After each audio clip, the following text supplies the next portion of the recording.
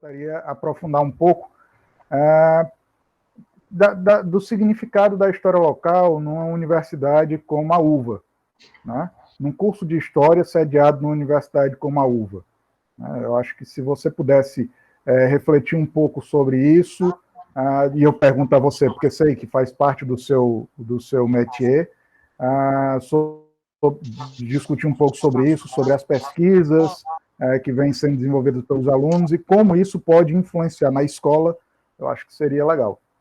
Isso aí é fundamental de fato. Assim, a gente tem, Tito, aqui na história da cidade, a constituição de um discurso hegemônico que envolve a igreja, né? Então, os primeiros autores dos textos que a gente chama de histórico são os padres, né? Quando eu fiz a pesquisa da academia, isso ficou muito claro. Um terço desses padres eram historiadores da prática, da sala de aula, né? Inclusive o prefeito da cidade que publica o livro, ele era professor de história numa das escolas na cidade, o Alencar. Então, a gente tem essa produção hegemônica, esse mito fundador, né, da história local, que é capitaneada pela igreja, uma história de fundo teleológica, enfim, muito potente, que entra no imaginário local até hoje, não é, por exemplo, hoje, aliás, neste mês de setembro, eu sou um ouvinte de rádio, né, desde criança até hoje escuto rádio, mas aqui, eu escuto rádio todo dia, e o que eu mais tenho escutado dos programas de rádio que eu ouço aqui, eu ouço rádio de manhã, de 5 horas até umas 7h30, né, e ouço rádio depois do almoço, de 12 até quase 2 horas da tarde.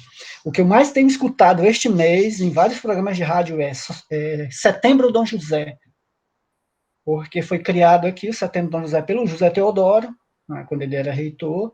Era uma semana de eventos na cidade, de rememoração, de ressignificação do lugar desse bispo na cidade e tal. Agora, por incrível que pareça, nenhum desses movimentos foi capaz de reeditar a obra do Dom José. Teve a ideia da ECOA de reeditar a obra, mas isso não foi adiante. Então, a história de Sobrado de Dom José, ela não foi reeditada, né? Nesse fluxo todo aí de muitos anos na cidade.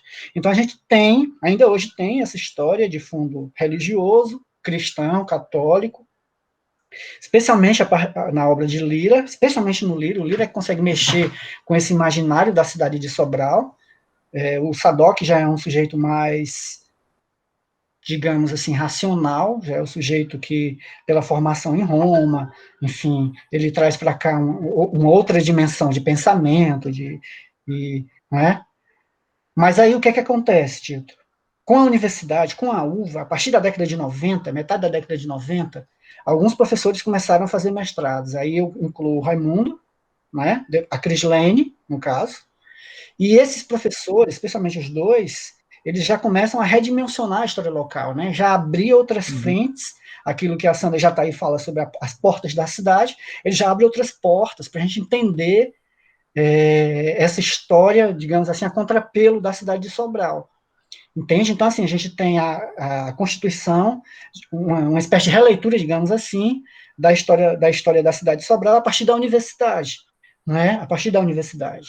Nós temos uma dimensão, portanto, da história local ligada à universidade, outra ligada à igreja, e temos uma outra dimensão ligada, digamos assim, à literatura, porque aí, quando a gente lê Domingos Olímpio, não só Luz e Homem, né? A Gruta de Ubajara, por exemplo, é um texto que não foi publicado, está publicado no álbum do centenário da cidade de Sobral, mas quando a gente pega Deolindo Barreto, o Cordeiro de Andrade, que é um romancista que escreveu muito mais romances do que o Domingos Olímpio, publicou muito mais obras do que ele, a gente vê a cidade de Sobral ali também. Né? A cidade de Sobral está ali. Por exemplo, Caçacos, tem até um aluno atualmente vai fazer a monografia dele sobre Caçacos.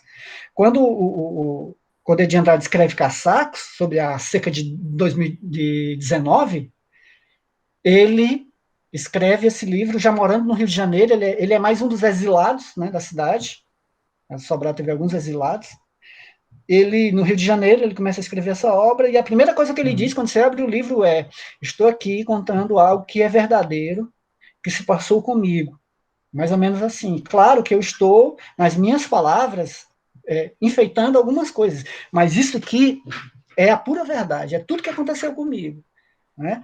E quando a gente pega o Domingos Olímpio, também a gente encontra isso representado ali na Luzia Homem, entende? Então a gente tem essas três vertentes fundamentais, né? A produção da igreja potente, muito forte, que abre uma frente importantíssima, especialmente com o Sadoc, porque ele consegue ser mais acadêmico, né?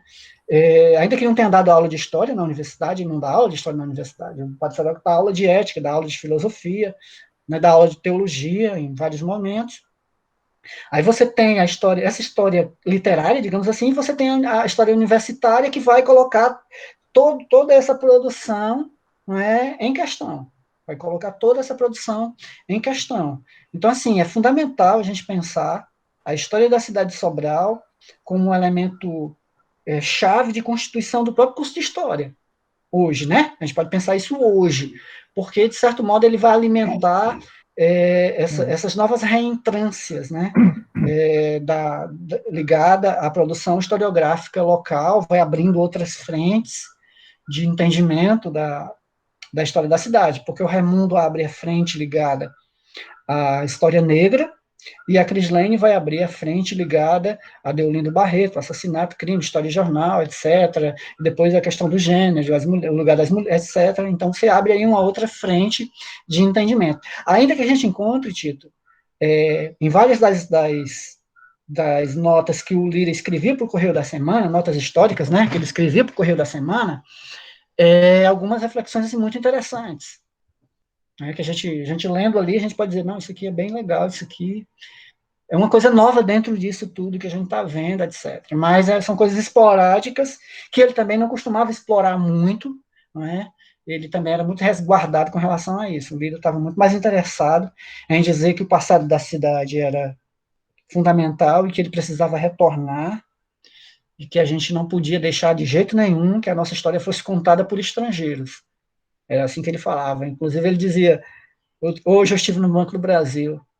Para minha tristeza, o gerente do Banco do Brasil é de Fortaleza. Aí ele dizia, hoje eu estive na fábrica de cimento. Para minha tristeza, o gerente da fábrica de cimento é de Pernambuco. Aí ele dizia, hoje eu estive no banco do Ceará, como é o nome? Banco do Ceará, o BEC, né? Estive no BEC. As minhas não eram nascidas ainda no BEC. O BEC, e para minha tristeza, o gerente de lá é aqui de Massapê. Entende? Então, assim, a ideia dele é nesse sentido, entende? De que as coisas precisam ser feitas por nós, para sempre, o passado existe para sempre, e daí ele reforçar tanto a escrita genealógica na cidade, daí a gente ter algumas dezenas de livros genealógicos na cidade de Sobral, algumas dezenas, né, das famílias buscando o seu tronco mais nobre, e isso começa lá tudo isso começa com o Capitão Mor, Zé Xerez da Furnuchou, acusado de ter sangue impuro, e ele vai em busca dessas raízes, né? A partir dali, a gente encontra várias famílias aqui na cidade de Sobral fazendo isso, inclusive tem uma família aqui, tem um senhor aqui que ele é profissional disso e faz genealogia por encomenda, algo parecido com o que faz lá no vendedor de passados do Agualusa. Eu queria saber a sua leitura sobre a nossa realidade política nacional. Como é que você compreende a nossa conjuntura atual e esse revisionismo e esse negacionismo que tem sido praticado constantemente pelo governo, né? Eu costumo dizer que parece que a gente está, assim, vivendo um delírio, né? Parece que a gente está vendo uma pós-realidade, uma coisa assim que a gente não consegue dar conta direito do que é que está acontecendo. Fundamentalmente, a nossa atividade ela é política, né? Pode não ser a política partidária, mas na medida em que eu, por exemplo, escolho um texto para trabalhar na sala de aula e não outro, eu estou fazendo uma escolha política. Né? Eu estou fazendo uma escolha política. Então, a nossa atividade ela é eminentemente política. Isso é fundamental. Isso tem a ver com aquela velha lição lá do velho Mark Bloch na Apologia da História, né? Somos bons profissionais, mas cidadãos. Então, isso aí é algo fundamental para cada um de nós. E eu tenho vivido momentos assim muito, muito angustiantes por tudo isso que está acontecendo, pelo negacionismo, pelo revisionismo, pelo ataque ao saber, à ciência, pela naturalização da violência, pela naturalização do suposto pretenso intelectual, não é? Aquele cara lá que não é cidadão, mas ele é engenheiro, entende? Então a gente vive um momento eu vivo um momento de grande dor, né? Tenho esses meses todos tenho resistido bastante, porque como eu já tinha sido treinado, na melancolia, né? Eu sou uma pessoa profundamente melancólica, não sou depressivo não, mas sou um sujeito profundamente melancólico, né? Então eu tenho experimentado assim muita tristeza, muita dor com tudo que está acontecendo, sabe? Tem horas que que eu não consigo calar, né? Especialmente em alguns pontos das redes sociais. Tem momentos que a gente não consegue calar, tem momentos que a gente precisa calar pela própria sanidade mental, porque é muito complicado, é tudo muito complicado, muito duro, né? E assim, nós, né, enquanto historiadores, a gente tem, eu estou me lembrando aqui do Roland Barthes, não sei qual é o livro dele, ele fala um dos livros dele, algo parecido com o que foi dito com relação à filosofia. O professor é aquele que levanta e fala, o filósofo é aquele que levanta e fala, né? Então, o professor de história é aquele que levanta e fala. Ele precisa falar, né? A gente precisa combater aquilo que, de maneira bela e estranha, se chama de fake news, a gente está falando de mentira. Então, a gente precisa combater a mentira. Essa é uma luta complexa no nosso tempo, sabe? A naturalização da mentira é algo terrível e não dá para hoje pensar na história sem estabelecer esse combate, né, contra a mentira, que é o que está aí muito claramente sendo disseminado constantemente. Então, eu vejo que a gente vive um momento doloroso, triste, não é? Eu tenho vivido, como eu falei, momentos assim de muita angústia. A gente está vendo, inclusive, aí pelas redes sociais, que provavelmente a queimada lá no Pantanal foi proposital para fazer pasto. Então, é uma loucura, é algo que a gente não consegue dimensionar direito, né? Mas nada disso é ao acaso, a gente sabe que é um projeto que está aí posto, projeto louco, assim, para nós, mas é um projeto muito, muito racionalizado, né, do lado de lá, e isso fica cada vez mais claro. Agora, por outro lado, muitas coisas não podem ser explicadas mais pela razão, né? Parece que o último passo da razão é saber que ela já foi superada pela própria razão, mas tem coisas aí que a gente não consegue mais explicar pela razão, sabe? Tem muita emoção, muito sentimento envolvido aí em tudo isso, e a construção desses sentimentos, né, a partir de algumas mídias sociais, a gente sabe disso, e como isso é efetivo e eficiente em muitos pontos, sabe? Então é um momento para mim muito doloroso, e ainda mais com a pandemia, né? Aqui na cidade de Sobral, muita gente morreu, mais de 300 pessoas. Algumas dessas pessoas eu conhecia de convivência lá no Beco do Cotovelo, acho que eu já falei isso uma vez na reunião. Eu conheci algumas dessas pessoas lá do Beco do Cotovelo. Uma dessas pessoas, inclusive, seu Antonino Melo, ele era um dos donos da segunda fábrica de refrigerantes da cidade de Sobral, Del Rio. Um sujeito culto, escrevia poesia, e inclusive o último trabalho que eu fiz no estágio, do pós-doutorado, eu utilizei alguns dos poemas dele, sobre sons aqui na cidade, etc.